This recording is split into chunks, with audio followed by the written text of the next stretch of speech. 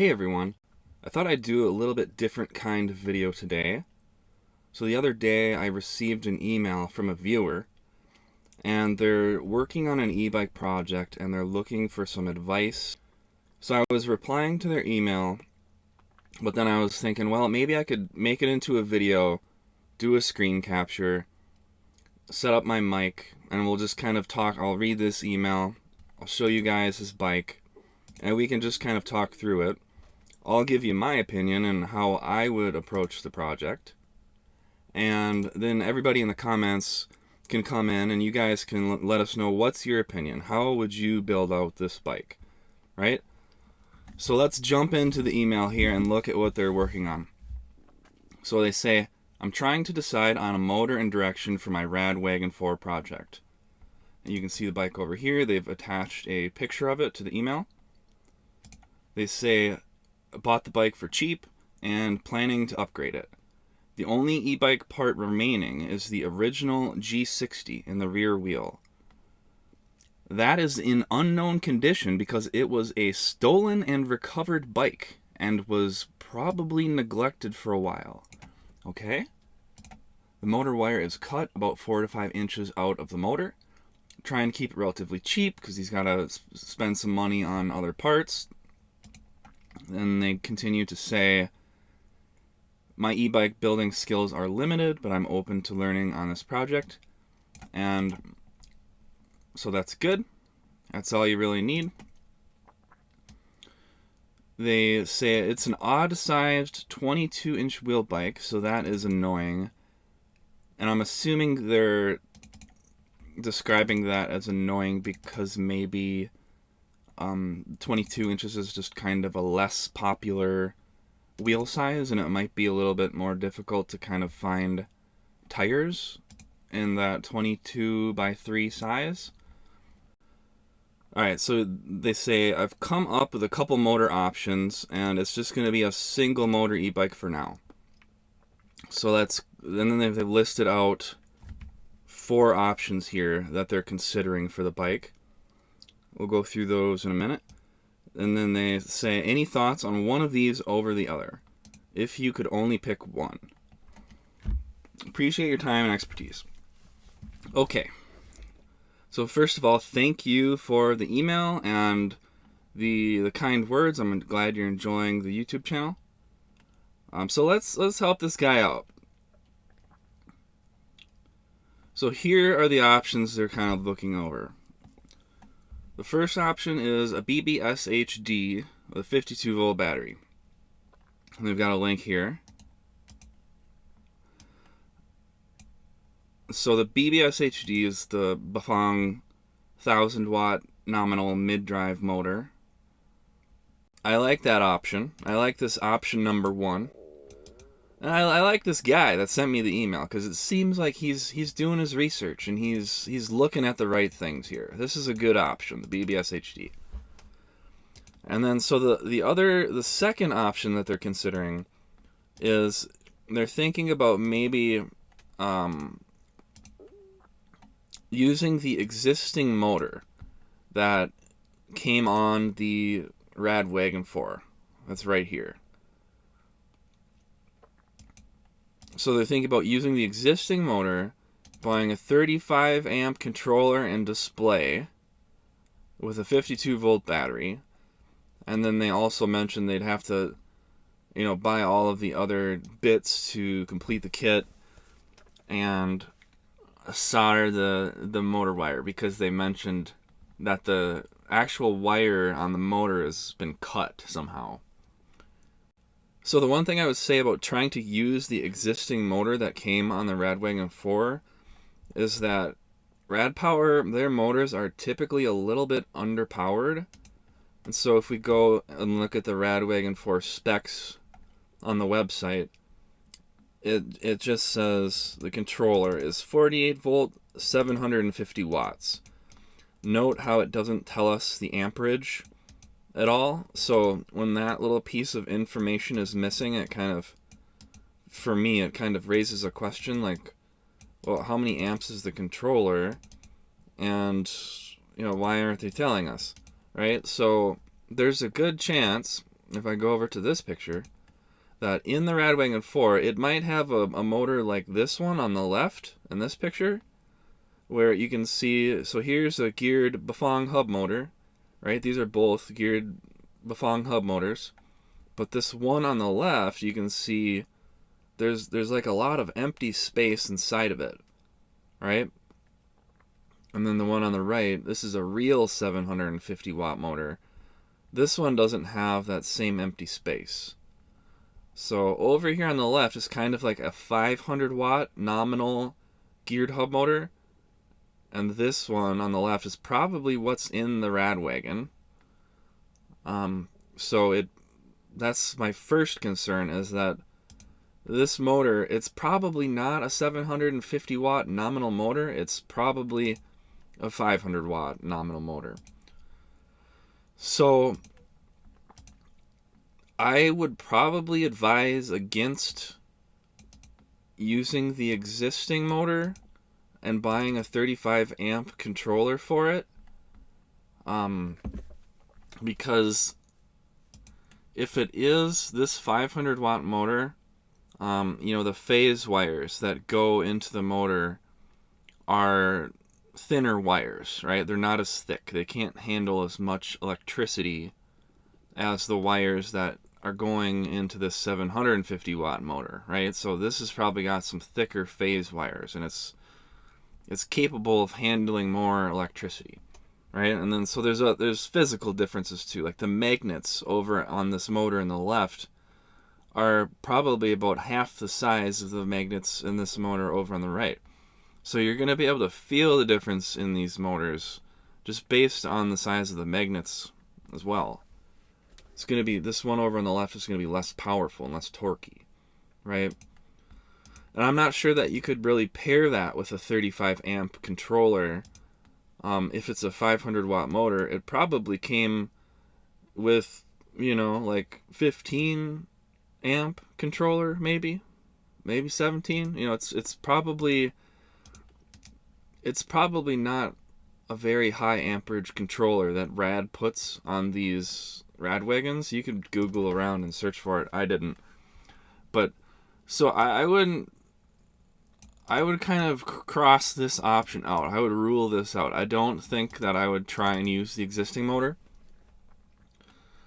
And so they mentioned that the motor wire was cut and they would have to solder the new motor wire. I wanted to touch on that quickly. Right, so here's a video from the e-bike repairs channel on YouTube that I enjoy watching. They do a lot of repairs for e-bike stuff. And so I want to just show you really quick like how you would have to fix the motor wire on that thing. So I'm just going to play this video quick and watch a few little clips of it. So you would have to take the motor, this cover off of the side of the motor and open it up like this, right? And you can see the motor wire goes in through this hollow axle. And so if this motor wire is cut, you're going to have to open up the motor and then cut the wire out. I'll show you where he's going to cut this motor cable inside the motor. You're actually going to have to cut a number of wires inside of the motor and then resolder them all. But so there you go. So here he's clipping the motor wire, right? So he's snipping that. And then now you've got to figure out, okay, well, how do we get this wire out through the axle, right? It's probably got some silicone in there and it's super tight. So it's not always easy to get this wire back out through the axle. So that can be a challenge. And then even after he gets the motor wire out with just twisting on it and yanking on it with the pliers, then you've got to get a new motor wire. You usually just use an extension wire, like a motor extension cable, and then you cut one end off of it, is what he's going to do here. So here's his motor extension cable. And he's just kind of measuring out how much length, how long he wants this cable to be and where to cut it. And then he's going to cut this thing. And then you've got to run it back in through that hollow axle.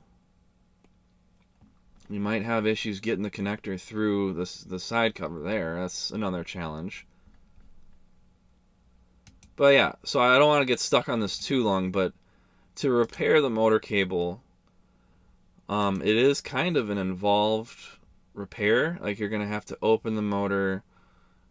It's going to take some tools and some physical force to get that cable out of the axle.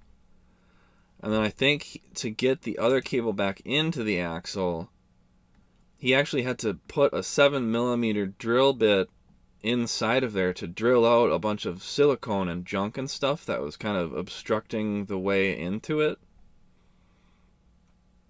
So you can see here he's drilling out inside of that hollow axle just to get silicone and all the junk out from inside of there. And now he's going to run that cable back in through the axle and pull it into the motor. Alright, so it looks like he's using a needle nose pliers to kind of pull that in through the axle inside of the motor there. And then he's going to cut the sheathing on that cable. There's probably like 6 to 10 wires inside of this motor cable. And you're going to have to resolder all of those wires inside of the motor, right? So right here you can see there's a printed circuit board where you've got to, it looks like there's about 5 wires that are soldered onto this circuit board.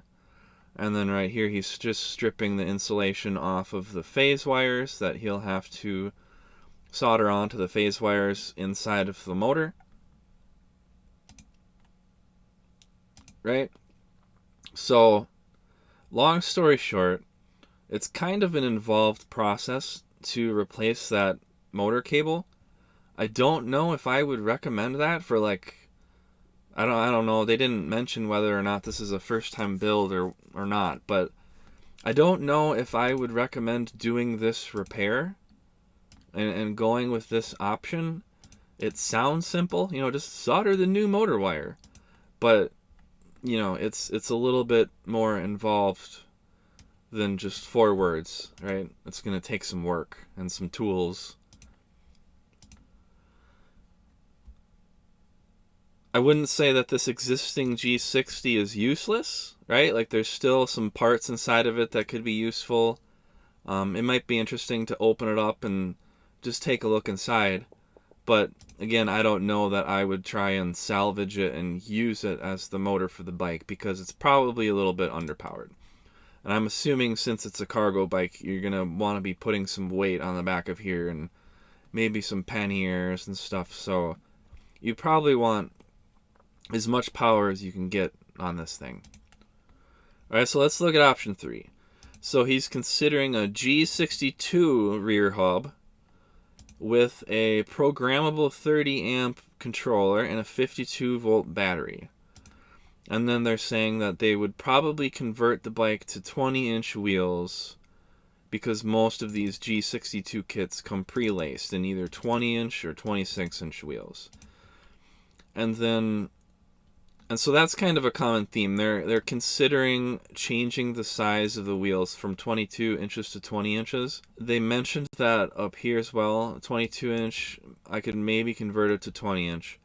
So what I would say about converting the bike to a 20 inch wheel from 22 inch wheels is that you're going to lose a little bit of ground clearance. You're probably going to lose an inch or 2 of ground clearance if you convert this to 20 inch wheels. So that means that the kickstand might be too long. That means that the pedals might strike the ground when you're pedaling and turning the bike and kind of leaning at the same time.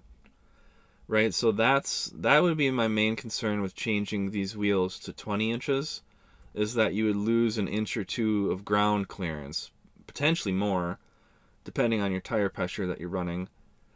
So the ground clearance is something that I would keep in mind if you're considering changing the size of the wheels. But they're considering a G62 kit, 30 amp controller, and a 52 volt battery. So that'll probably get going a good 30 something miles an hour, maybe So what I would say about this kit, let's open this link and take a look at it.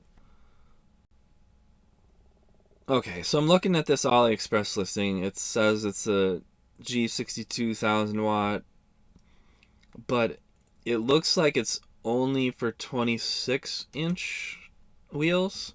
So I don't know if they would want to buy this particular kit from this specific link, because I don't see 20-inch wheels as an option. But so there's the G62. It is a good motor. I do like the G62. So it's the cassette variety, which is good. So I do have the G62 on my bike. It's one of the motors that I've got on there. It's a good motor. I like the G62. However, when I first got my G62, I started out with it on 48 volts with a 30 amp controller. And then it would get going about 30 miles an hour, 32 miles an hour maybe. I upped it to 52 volts on the 30 amp controller. I think that could get going about 34 miles an hour on the 52 volts. So it is a pretty good motor. I like the G62 better than the G60. It's got better kind of heat dissipation. And the cable actually comes out of the left side of the motor as opposed to the right side of the motor, which is convenient because the right side of the motor has your cassette on there, and it's just kind of annoying having the motor cable coming out the right side of the axle, because then you're always working around a motor cable when you're trying to change your cassette or whatever. So that's one thing I really like about the G62 is how the motor cable comes out of the left side, and it doesn't come out through the end of the axle. There's actually a hole in the axle, and it comes out on the inside of the dropouts rather than out through the end of the axle. So that's convenient. But my thing with the G62 is that it really comes alive when you get it on 72 volts with a better controller. To me, it was okay on 48 volts and 52 volts with a 30 amp controller, and I did try increasing the amperage of the controller on 52 volts. I think I upped the amperage to like 40 amps in the controller. But even with the 40 amps instead of 30, it was only going slightly faster, maybe like 2 or 3 miles an hour faster, and I was using 30% more electricity, right? So it wasn't really worth, trying to put more than 30 amps into this thing on 52 volts, is what I found. So, but once you get it onto 72 volts with a better controller, that's when it really came alive for me, was when you get the G62 on a higher voltage with a more powerful controller. And so what I mean by that, and what I have on my bike, so if I was gonna build a G62 bike, I wouldn't bother with the stock 30 amp controller. I would go straight to something like this. And it is going to be more expensive to get a high-end controller like this, but this allows you to use a high-voltage battery, and it's going to completely transform that G62 into a different beast, right? And to me, like, if I had the choice between a BBS HD on a 52-volt battery and a G62 on a 52-volt battery, I would take the BBS HD every day of the week, every day of the year. The BBS HD is going to be better. So for this build, especially considering that it's a cargo bike and you're probably going to have something back on this rack and some panniers and some weight on the bike, I think that BBS HD is going to have a big advantage over any of these hub motors. So it looks like this particular listing has the 68mm size, the 100mm size, and the 120 millimeter size. And I looked up the bottom bracket size on this RadWagon4, and my understanding from a Google search is that it's 84 millimeters. So that's an 84 millimeter wide bottom bracket shell.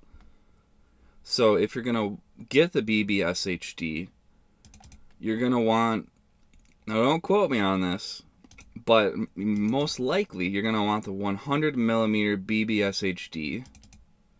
You're going to want to make very sure that you get 100 millimeter BBSHD, or else it might not fit the bike, right? And then you're also going to need some bottom bracket spacers just to fill in that space, the difference between the size of the motor and then the size of the bottom bracket shell. So you're going to need a good amount of bottom bracket spacers, probably on each side.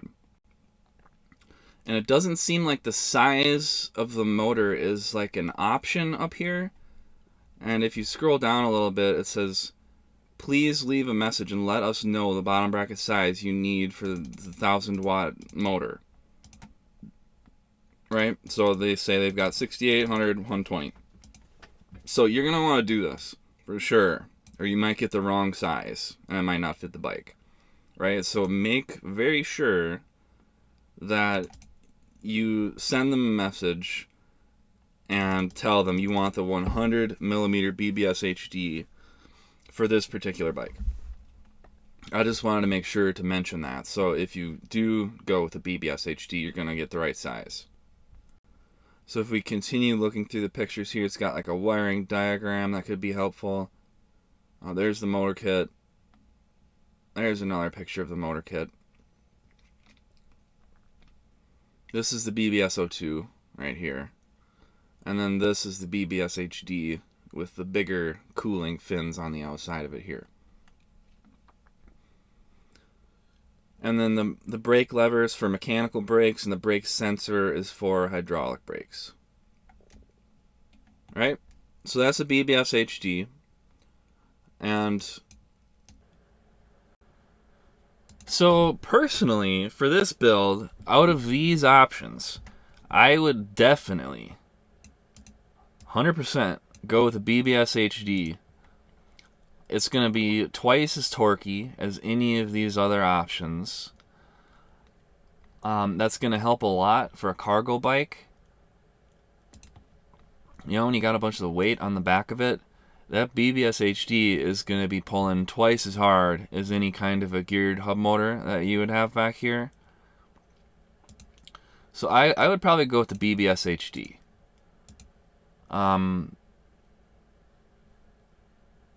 The G62 can be good, but it's, in my opinion, it's just kind of like okay on 52 volts. Now, if you got a G62 on 72 volts with like a better controller, you know, that might be more comparable to a BBSHD, but that would also cost you probably just as much, if not more, than a BBSHD, because you're probably talking about a custom wheel build, and you're not going to be buying a kit. You'd be buying like a controller and display from Grin, and then you'd have to figure out the wheel build and all the other bits and stuff. So, long story short, my opinion on this build is BBSHD, 100%. That's what I would say. You know, as long as you're good with the mid-drive and shifting gears and all of that kind of mid-drive fun, then I would recommend the BBSHD. If you are going to go with the hub motor, I would not try option 2 at all. I don't think that would work out. Just because that G60 that's in the bike is probably underpowered. It's probably a 500 watt motor that's on the bike, and they just call it 750 watts. So if you put a 35 amp controller on that, you might melt something, or something might not quite work. And also, it's going to be kind of a complicated process to fix that cut motor wire that you've got on that bike. So that's what I would do. I'd go with the BBSHD. There's a lot of information and tutorials and help on the internet about installing BBSHD motors, so I'm not going to go down that rabbit hole. But that would be my recommendation. And so, everybody that's watching this video, let us know in the comments, what do you think? What would you put on this bike? It sounds like their budget for the bike is probably between like $1,000 and $2,000. It seems like they probably want to keep it as low as possible, like $1,500, $2,000 for this build. I think that's doable with the BBS HD because you can get the kit for like, $700 or so, maybe $800, and then the batteries maybe like another $400 for a nice big 52-volt battery. I think the BBS HD is probably going to be the best value performance ratio for you on this bike, and that would be my pick. But everybody, let us know in the comments, what would you do with this bike if you had maybe like $1,500, $2,000 USD to build this bike into an e-bike? How would you do it, right? What motor would you use? What battery? What kind of controller? Let us know in the comments how you would build this bike out, and then maybe you can help this person out with some ideas as well. So I hope this is helpful. I hope that you guys enjoyed this video. And maybe I'll do some more of these videos in the future if I get more emails. I can't guarantee that I'm going to have like time and energy to help every single email out, but I'll I check my email every once in a while, and I'll try to help people out where I can. So if you liked the video, make sure you hit the like button, subscribe to the channel if you like e-bike stuff, and thanks for watching. I'll see you guys next time.